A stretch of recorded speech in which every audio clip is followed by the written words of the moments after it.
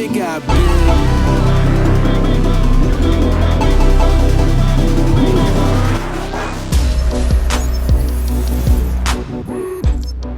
Hey everyone, welcome back. My name is Rohan Bijou and welcome to Techno Review. So right here, I've got two brand new iPhone 13. So this is the iPhone 13, just the regular one. And this is the iPhone 13 Pro. And for the iPhone 13, I actually got the pink colorway because it's the latest one in the lineup and it looks kind of good actually. It's like a subtle pink. It's not really like, like hot pink. It's sort of like a mix of white and like hot pink. It's very subtle, but it looks really good. And then right here, I've got the iPhone 13 Pro. This is the Sierra blue color, and this is something I'm really looking forward to. This colorway looks really good. So obviously in this video, I'm gonna do an unboxing. I'm gonna give you some specs along the way, and then I'm gonna give you my impressions and thoughts on those. And then we may compare the iPhone 13 Pro to the 12 Pro and see how it feels and how it compares to each other. So without further ado, welcome to Techno Review. Okay, so first off, let's look at the base iPhone 13 model and then we'll finally go to the iPhone 13 Pro. So right here, as I said before, it's a pink colorway and we can take a look inside. So the first thing you're obviously gonna notice is that there is no wrap around it, the plastic wrap. So Apple has finally got rid of that to help support the environment, to reduce waste, and I think it's a good choice. I still don't think removing the charging brick from the box was a good choice. I don't think that had much of an impact, but I feel like the wrap around this had a bigger impact. So I think it's a really good choice that they did that. So let's finally open this up. So let's pull the tabs out and let's slowly pull it out. Oh wow, actually, this looks really nice. It looks better in person than the photos.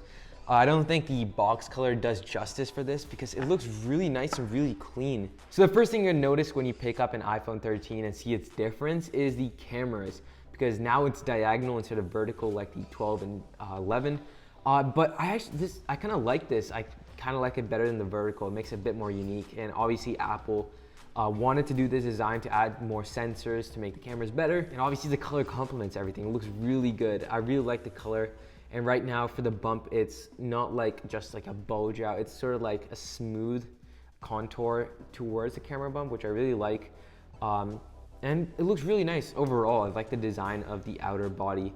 The sides are complete aluminum. Something I really look forward to like future iPhones is the addition of the fingerprint scanner to the power button, like how the iPad mini and iPad Pros have that. I really would like that on the iPhone because I feel like in the pandemic, I don't think Face ID would work a lot because of the masks.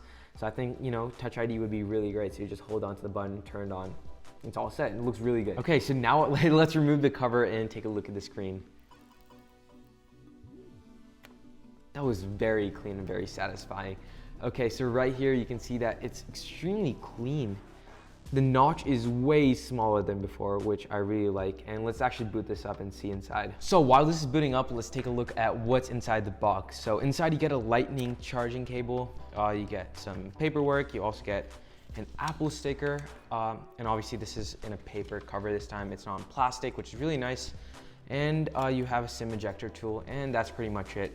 You don't find anything else in the box, no charging brick, obviously. I don't think that was a great choice by Apple, but understand, it's to save the environment, of course. Okay, so the iPhone 13 is finally booted up, and it looks really good actually. As you can see right here, the notch is way smaller than previous models. So right now I can show you, right now you can see the notch is way smaller. This is a Pro Max, by the way, 12 Pro Max. And this is the iPhone 13. As you can see, the notch has gotten smaller, which I really like. I know there's a lot of controversy behind the notch, but in my opinion, it stands out and you eventually get used to it, and it's more like a feature because you know which corner to swipe down from to like pull up the control center or the notification center, which is really nice. And it's a great touch that they made the notch smaller. And overall, the screen quality is really nice. When you start scroll down and up, it's a 60 hertz refresh rate screen, but the scroll on this is really nice, really smooth. And the screen quality overall is really great and I really enjoy it. So I think that's it for the iPhone 13. Let's move on to the iPhone 13 Pro. All right, so we got the iPhone 13 Pro and let's just go straight into the unboxing. So we're probably gonna see very similar things between the boxes. There's gonna be a lightning charging cable, Apple stickers, paperwork, but obviously the only difference is the phone, no charging brick. And let's pull out the thing from the box. Wow, actually, the color looks really good. I feel like Apple's photos aren't doing justice to what you actually see in person with the phone. It looks really good. It's frosted glass on the back, and you obviously see the 3 cameras on the back. It's actually very similar to the 12 Pro. I mean, it's gonna be very hard to tell which one's which when you have it actually in person. But obviously the 13 Pro has larger cameras and the 12 Pro has smaller cameras. I don't know if you can see it, it's very subtle, but there is obviously a very small difference. Overall, if the feel of the phone is a bit heavier than usual, obviously for the battery, as I said before, also for the 13, the battery was a big thing and there's added extra weight. So the same thing with the 13 Pro. And again, let's remove the screen protector. It's gonna be like ASMR now. That was very smooth. Let's see the screen again for this one and obviously boot this up. Okay, I think the 120 Hertz is kicking in immediately. So when I'm actually using the iPhone 13, it feels slower, but then the 13 Pro is just way more smoother. And I'm scrolling right now and the Pro looks way more smoother and it looks really good. I think now I feel like the 60 Hertz is really slow. And obviously there are more components inside the 13 Pro than the 13, so this is obviously way heavier. The screen size is exactly the same. It's just the components inside. That's the only difference between these two. But the 13 Pro is a huge advancement because I think Apple was late to the 120 Hertz game. I mean, there's so many Android phones that were released with 120 Hertz like 3 or 4 years ago. And Apple is extremely late. And if they didn't do the 120 Hertz refresh rate this year, I would actually be very angry because I feel like Apple would represent innovation and they didn't really step up and try and do better than last year and based on, screen technology and like refresh rate. But this looks really nice. I enjoyed it. This is a very nice touch by Apple. So I hope you guys liked the unboxing. So now I think it'd be best if we move on to impressions. So now I've actually used the iPhone 13 and 13 Pro for about a day or so. It's not enough to give complete thoughts on it, but this is sort of like my first impressions and like what I think about it when like on my first few days of holding it. So let's get into the iPhone 13 first and then let's move on to 13 Pro. So I can start off with what I've actually liked about it. So basically very lightweight, has very comfortable finish. I like the squared off design. I know it's like kind of like going back to its roots of the iPhone 4, but I really like the squared off design. It's a really good design in my opinion. The cameras are really good. So I think one very big thing that I really liked this year, and it was a huge improvement, was the cameras. So for the iPhone 13 and 13 Pro, there is cinematic mode. So cinematic mode has been something that has been advertised a lot by Apple. So it's basically all of this cinema techniques and cinema technology into one small camera. And in my opinion, I think it's absolutely game-changing having an iPhone record a whole cinema, having that same effect as a cinema, which is really nice. And I think there is a great deal of stability, which is nice. And one thing I don't really like is that like they're putting like a fake depth of field. They kind of like blur like a certain part of the image and kind of make some stuff focused, and it's obviously like artificial. It's kind of like in the phone in processing. It feels a bit too fake for me, but if this keeps on continuing, I think it gets better each generation. So this is the first gen. I think each year it's going to get better, but first gen, it's really nice. And the iPhone 13 does not have a macro camera. That's only for the iPhone 13 Pro, but photos in general are great. There are some small features that are a bit off, like when you're trying to take a good shot of a subject, and then if you go a bit too close, the bokeh, sort of like the background blur, kind of just disappears, like it's switched to a different lens and you can't switch back to the primary. It's just a whole thing that it's pretty annoying. I wish Apple were able to do that. In MKBHD's video, I noticed that too, and I tried that on the iPhone and it was pretty annoying. So I tried to take a photo of a subject and try and get that bokeh in there, but after you move a bit closer, like after a certain point, the sensor picks that object up and you just can't get a bokeh image of it anymore. So it's really annoying. Another great thing about this is the battery life. Obviously, this is the biggest improvement to an iPhone battery life like ever. It has a very great deal of battery life. So the numbers right here, that's how much battery life it has. It's really good. But overall, I like this phone. That was all my stuff I found out in the first few days of using this phone. Overall, amazing phone. It's very subtle. It's a very subtle like change from the 12, but it was a necessary one based on battery life, camera technology, and literally screen technology. All of that was really great and was a necessary step forward. but it just wasn't a big enough step forward for many people. So I think that's it for the iPhone 13. I think let's move on to the 13 Pro. And just a disclaimer, it's basically almost the same things because obviously 13 Pro is a superior version of that. But there are some very nice small Easter eggs in that and some extra features that I really enjoyed using. Okay, so now let's move on to 13 Pro because this has a ton of stuff packed into it. Obviously ProMotion, the 120 Hertz adaptive display refresh rate technology.